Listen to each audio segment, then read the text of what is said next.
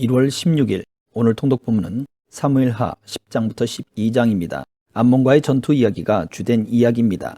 이때 암몬은 아람 군대를 용병으로 사용하지만 하나님은 이 과정에서도 아람과의 서열 정리를 끝내는 복을 주셨습니다.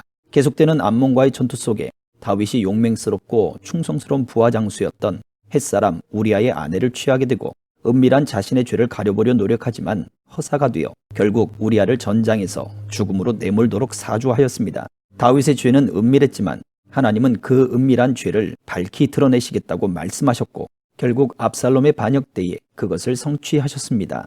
계속되는 전쟁 속에 사람을 수없이 죽이고 또 죽음을 명령했던 다윗은 어느덧 한 사람의 목숨을 가볍게 여기는 사람이 되어 있었던 것이었습니다. 이처럼 교만의 죄는 은밀하고 깊숙이 침투합니다. 그 결과는 치명적입니다. 우리 또한 세상에 살며 이처럼 마주해야 하는 죄의 침투에 대해 경각심을 가지고 근신하며 깨어있기를 항상 기도해야 합니다.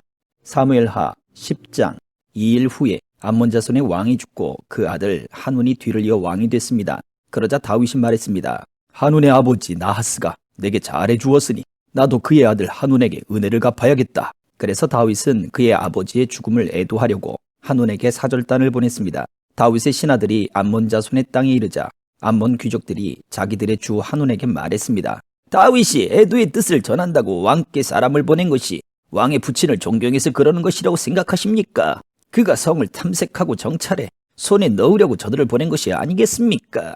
그러자 한운은 다윗이 보낸 사람들을 붙잡아 하나같이 수염을 절반씩 깎고 겉옷을 엉덩이 중간까지 잘라 되돌려 보냈습니다. 다윗은 이 소식을 듣고는 수치스러워하는 그들을 맞이할 사람들을 보내 일렀습니다. 수염이 다 자랄 때까지 여리고에 머물러 있다가 돌아오너라. 암몬 자손은 자기들이 다윗에게 미움을 사게 된 것을 깨닫고 사람을 보내 벳르홉과 소바에 걸쳐 2만 명의 아람 사람들을 보병으로 고용했고 마아가 왕에게서 1000명, 돕 출신 1만 2천 명을 고용했습니다. 다윗은 이 소식을 듣고 용사들로 구성된 온 군대를 요압과 함께 내보냈습니다. 암몬 자손은 나와 성문 입구에 진을 쳤고 소바와 르홉의 아람 사람들과 돕과 마아가의 사람들도 각각 들판에 진을 쳤습니다. 요압은 앞뒤로 적진이 서 있는 것을 보고 이스라엘 가운데서 가장 뛰어난 용사들을 골라 아람 사람들을 상대할 수 있도록 진을 쳤습니다. 그리고 나머지 군사들은 자기 동생 아비새에게 맡겨 암몬 자손을 상대할 수 있도록 진을 치게 했습니다. 그리고 요압이 말했습니다. 아람 사람들이 너무 강하면 네가 나를 구하러 와라. 그러나 암몬 사람들이 너무 강하면 내가 너를 구하러 가겠다. 용기를 내라. 우리 백성들과 우리 하나님의 성들을 위해 용감하게 싸우자. 여호와께서 좋게 여기시는 대로 행하실 것이다. 그러고 나서 요압과 그의 부대가 아람 사람들과 싸우기 위해 진군하자 그들은 그 앞에서 도망쳐버렸습니다. 아람 사람들이 도망치는 것을 본 암몬 자손도 아비새 앞에서 도망쳐 성 안으로 들어가 버렸습니다. 그러자 요압은 암몬 자손과의 싸움을 멈추고 예루살렘으로 돌아왔습니다. 아람 사람들은 자기들이 이스라엘에 패한 것을 보고 온 군대를 다시 집결시켰습니다. 하닷에셀은 사람을 보내 강 건너에 있던 아람 사람들을 불러들였습니다. 그리하여 그들은 헬람으로 갔고 하닷에셀의 군사령관 소박이 그들을 이끌었습니다. 다윗은 이 소식을 듣고 온 이스라엘을 소집해 요단강을 건너 헬람으로 갔습니다. 아람 사람들은 다윗을 대적해 진을 치고 그와 싸웠으나 그들은 이스라엘 앞에서 도망치기 바빴습니다. 다윗은 아람의 전차 탄 사람 700명과 기마병 4만 명을 죽였고 군사령관 소박을 쳐서 그 자리에서 죽였습니다. 하닷에셀에게 속했던 모든 왕들은 자기들이 이스라엘에 진 것을 보고 이스라엘 사람들과 화해한 후에 그들을 섬겼습니다. 그 후 아람 사람들은 이스라엘이 두려워서 다시는 암몬 자손을 돕지 못했습니다.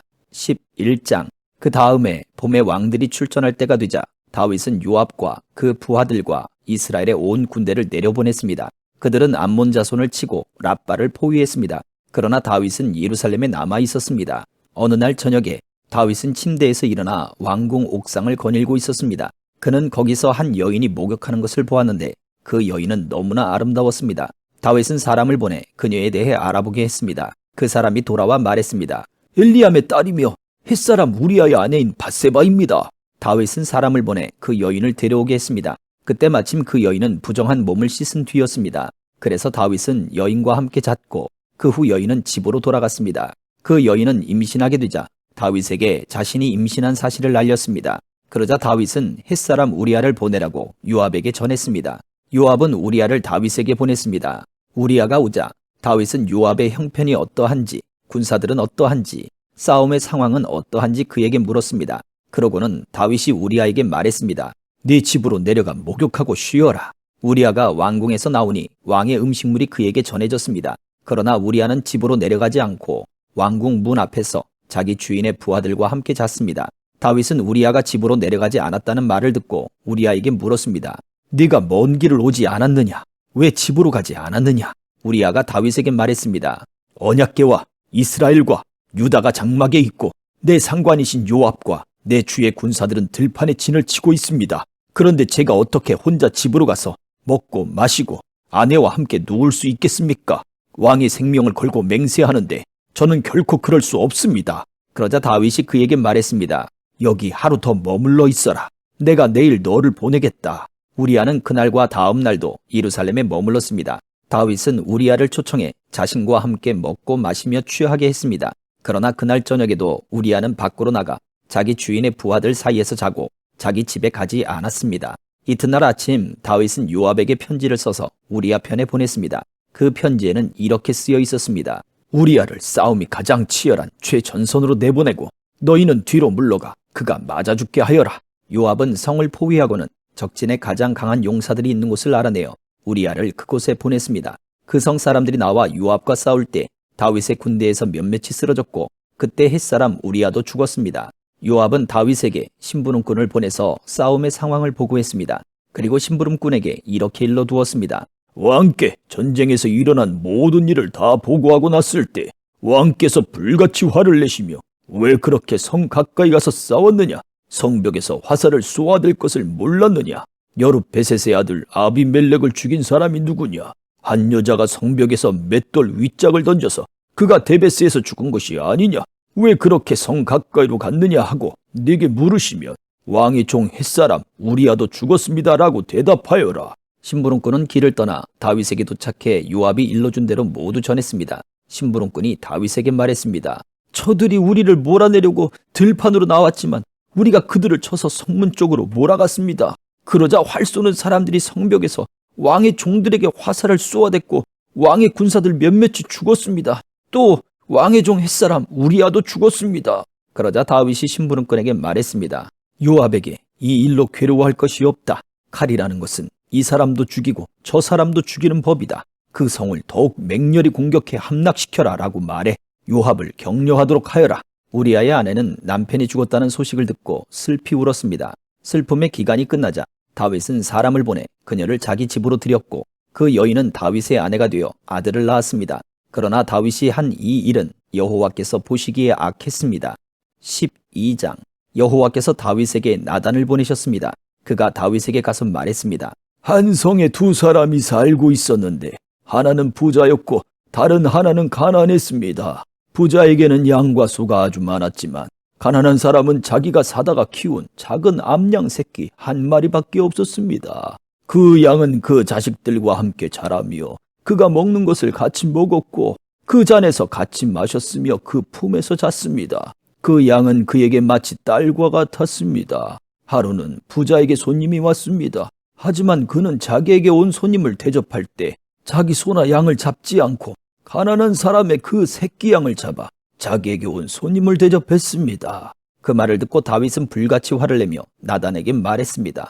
여호와께서 살아계심을 두고 맹세하는데 이런 일을 한 그 사람은 죽어야 마땅할 것이다. 인정머리도 없이 그런 천하의 나쁜 짓을 했으니 그 새끼 양을 4배로 갚아주어야 한다. 그러자 나단이 다윗에게 말했습니다. 왕이 바로 그 사람입니다. 이스라엘의 하나님 여호와께서 말씀하십니다. 내가 네게 기름 부어 이스라엘을 다스릴 왕으로 세웠고 너를 사울의 손에서 구해 주었다. 내가 네 주인의 집을 네게 주었고 네 주인의 아내들도 네 발에 안겨 주었다. 이스라엘과 유다의 집도 내게 주었다. 그리고 이 모든 것이 모자랐다면 내가 더 많이 주었을 것이다. 그런데 내가 어떻게 여호와의 말씀을 무시하고 여호와 보시기에 악한 짓을 했느냐? 네가 햇사람 우리아를 칼로 쓰러뜨리고 그 아내를 네 것으로 만들지 않았느냐? 너는 그를 암몬 사람의 칼에 맞아서 죽게 했다. 그러니 그 칼이 내 집에서 결코 떠나지 않을 것이다. 이는 네가 나를 업신여기고 햇사람 우리아의 아내를 네 것으로 만들었기 때문이다. 여호와께서 말씀하십니다. 내가 네 집에서 너를 대적하는 악을 일으키겠다. 내가 바로 네 눈앞에서 네 아내들을 데려다가 네 이웃에게 줄 것이니 그가 밝은 대낮에 네 아내들을 욕보일 것이다. 너는 아무도 모르게 그 짓을 했지만 나는 대낮에 온 이스라엘이 보는 앞에서 그렇게 할 것이다. 나단이 집으로 간 뒤 여호와께서 우리아의 아내가 다윗에게 낳아준 아이를 치시자 그 아이가 병이 들었습니다. 다윗은 아이를 위해 하나님께 간절히 기도했습니다. 그는 금식하고 집으로 들어가서 땅바닥에 엎드려 밤을 지새웠습니다. 집안의 노인들이 그 옆에 서서 일어나기를 권했지만 다윗은 그 말을 듣지 않고 그들과 함께 먹지도 않았습니다. 7일째 되는 날 아이가 죽었습니다. 다윗의 종들이 아이가 죽었다는 말을 다윗에게 전하기가 두려웠습니다. 아이가 살아있을 때도 다윗 왕이 우리 말을 듣지 않았는데 아이가 죽은 것을 우리가 어떻게 말할 수 있겠는가? 그 소식을 들으면 왕께서 얼마나 상심하시겠느냐 하고 생각했기 때문입니다. 다윗은 자기 종들이 수군거리자 아이가 죽었음을 눈치채고 물었습니다. 아이가 죽었느냐? 그들이 대답했습니다. 그렇습니다. 죽었습니다. 그러자 다윗은 일어나 몸을 씻고 기름을 바르고 옷을 갈아입은 후 여호와의 집으로 들어가 경배를 드렸습니다. 그리고 자기 집으로 돌아와 음식을 가져오라고 해서는 먹기 시작했습니다. 그의 종들이 다윗에게 물었습니다. 이게 어찌된 일입니까? 아이가 살아있을 때는 금식하고 우시더니 지금 아이가 죽었는데 일어나 드시다니요. 다윗이 대답했습니다. 아이가 아직 살아있을 때 내가 금식하고 운 것은 혹시 여호와께서 내게 은혜를 베푸셔서 아이를 살려주실지도 모른다는 생각 때문이었다. 하지만 이제 그 아이가 죽었으니 왜 금식하겠느냐? 내가 그 아이를 되돌릴 수 있겠느냐? 나는 그 아이에게로 갈 테지만 그 아이는 내게 돌아오지 못한다. 그러고 나서 다윗은 자기 아내 밧세바를 위로하고 들어가서 그와 동침했습니다. 그리하여 밧세바는 아들을 낳았고 다윗은 아이의 이름을 솔로몬이라고 지었습니다. 여호와께서는 그 아이를 사랑하셨습니다. 여호와께서 그 아이를 사랑하셨기에 나단 예언자를 통해 그 아이의 이름을 여디디아라고 지어주셨습니다. 한편 요압은 암몬 자손의 랍바와 싸워 그 왕의 도성을 빼앗았습니다. 그러고 나서 요압은 다윗에게 심부름꾼을 보내 말했습니다. 제가 랍바와 싸워 도성으로 들어가는 급수 지역을 빼앗았습니다. 그러니 왕께서는 이제 남은 군사들을 모아 성을 애워싸 함락시키십시오. 제가 이 성을 함락시키면 이 성에 제 이름이 붙을까 두렵습니다. 그러자 다윗은 모든 군대를 소집해 랍바로 가서 그 성을 공격해 함락시켰습니다.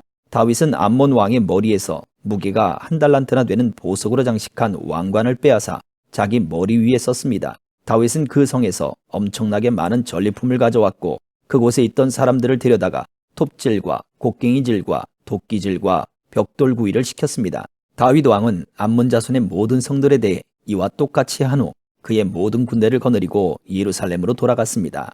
아멘.